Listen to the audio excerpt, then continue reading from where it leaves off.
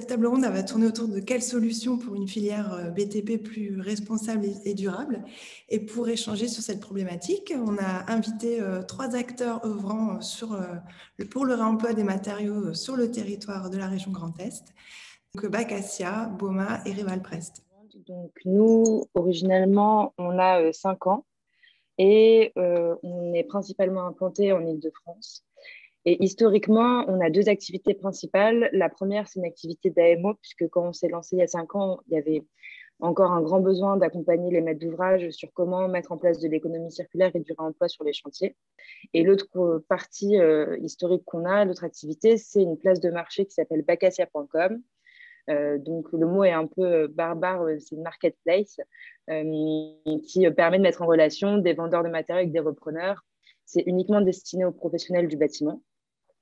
Et quand on l'a lancé il y a 5 ans, l'objectif c'était vraiment de cartographier ces nouvelles ressources qui étaient sur le territoire, donc des ressources secondaires, donc de réemploi, de faire en sorte qu'il y ait des échanges qui soient possibles.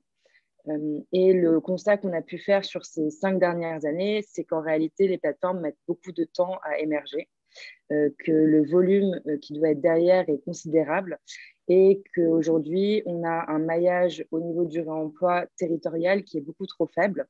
Il y a trop peu d'acteurs physiques qui sont implantés localement et qu'en fait, cette économie du réemploi, ce qui est assez génial, c'est qu'elle reste locale. Donc, c'est très intéressant parce que ça reste de la création de valeur locale dans une démarche qui aujourd'hui a beaucoup de sens. Mais du coup, quand on passe sur des logiques de digital, de massification sur le territoire, ça pose d'autres problématiques. Chez Boma, nous, ça fait depuis 2017 qu'on réfléchit à ces questions de réemploi. Nous, ce qu'on a choisi d'abandonner, c'est le magasin physique un peu classique type ressourcerie. Ça, c'est vraiment très éloigné de nos métiers. Et nos métiers à nous, qu'est-ce que c'est? C'est d'être un bureau d'études techniques spécialisé en économie circulaire, c'est-à-dire d'intervenir auprès des professionnels à tous les stades du chantier, que ce soit auprès du maître d'ouvrage, de l'équipe de maîtrise d'œuvre, des architectes, ou même de l'entreprise en fonction des sollicitations qu'on a. On intervient à toutes les étapes du chantier et auprès de tous les acteurs pour mettre du réemploi dans les chantiers. Et donc, évidemment, plus c'est anticipé, mieux ça se passe. On a une deuxième famille d'activités qui est d'être une entreprise générale du réemploi. Alors, c'est un terme... en fait, on est une sorte de facilitateur du réemploi parce qu'on s'est rendu compte que aujourd'hui, il y avait encore très peu d'entreprises qui étaient à l'aise avec ces notions-là, avec ces sujets-là. La maturité des filières, elle n'est pas encore suffisante pour qu'on puisse dire à une entreprise vous allez me poser des sanitaires de réemploi. Aujourd'hui, ça, en tout cas dans le Grand Est, ça n'existe pas.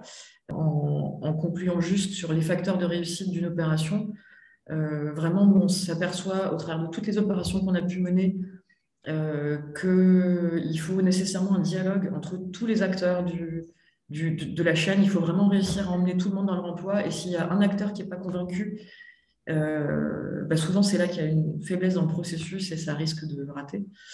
Nous, ce qu'on conseille aussi, c'est de choisir des actions emblématiques et ciblées, c'est-à-dire de se concentrer, comme ce que je vous ai montré là sur le Collège du Neuf, de ne pas aller forcément sur tous les matériaux qu'on aurait pu repérer, mais vraiment se concentrer sur 2, 3, 4 flux de matériaux et les faire vraiment dans les meilleures conditions possibles, de faire moins mais mieux, en quelque sorte, de choisir des solutions réalistes et pragmatiques et de s'adapter au chantier sans jamais mettre personne en difficulté à cause du réemploi. Vraiment, le but, c'est pas ça.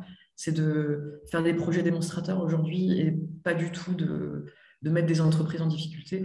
Et s'il y avait juste un seul mot à retenir de tout ça, ce serait vraiment l'anticipation.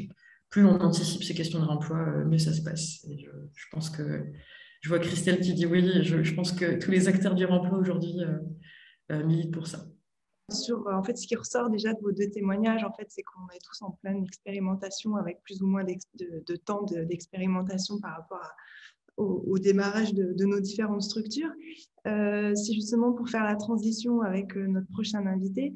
On avait participé à une opération pilote, donc l'association Remise, avec Rival Press et puis à l'initiative d'un promoteur privé sur la ville d'Épinal dans les Vosges, où il y a eu une première opération pilote donc, sur la déconstruction sélective d'un bâtiment.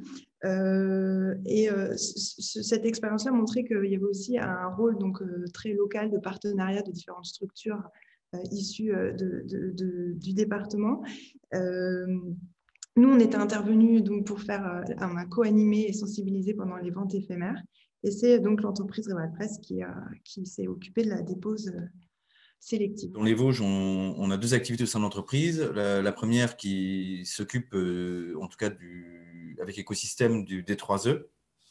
Donc, on maîtrise assez bien déjà la filière déchets des 3E. Et puis une activité aussi bâtiment. Et en fait, on est en train de se spécialiser aussi dans les constructions. Depuis, nous avons répondu à des appels d'offres que nous avons obtenus, où parfois on peut éprouver certaines difficultés à choisir le bon outil pour le bon matériau. Voilà, c'est ce que j'aurais retenu de cette grosse opération chez Bragard. Je pense qu'il faut vite mettre en place une formation pour permettre à des gens, notamment dans l'insertion, à l'issue de passage chez nous, d'avoir une véritable formation qualifiante.